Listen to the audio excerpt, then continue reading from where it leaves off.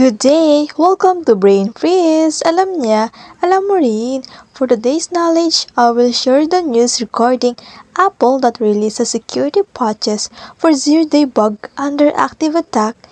Stay so you won't miss any important details. According to Whittaker on news release last March 28, 2021, Apple has released an update for iPhones, iPads, and watches to fix a security flaw under active attack by hackers. By the way, mega love shoutout to Teacher Yash Ninja. I make random shoutout to people. If you want me to mention you, then click the subscribe button and comment down below. The security update is available as iOS 14.4.2 and iPadOS 14.4.2 as well as an iOS 12.5.2 patch for older devices.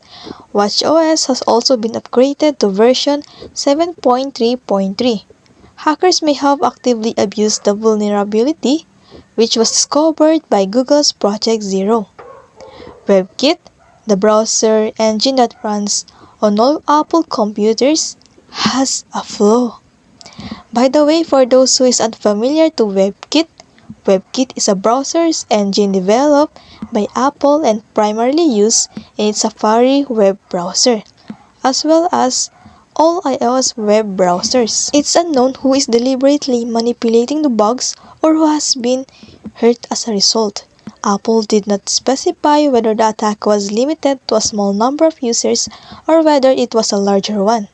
This is the third time this year, by their count, that the Apple has released a security-only update to patch bugs that are currently being exploited. The company released fixes for similar bugs earlier this month. This is all for now. If you want to be updated regarding technology, then hit the notification bell button and see you on my next video.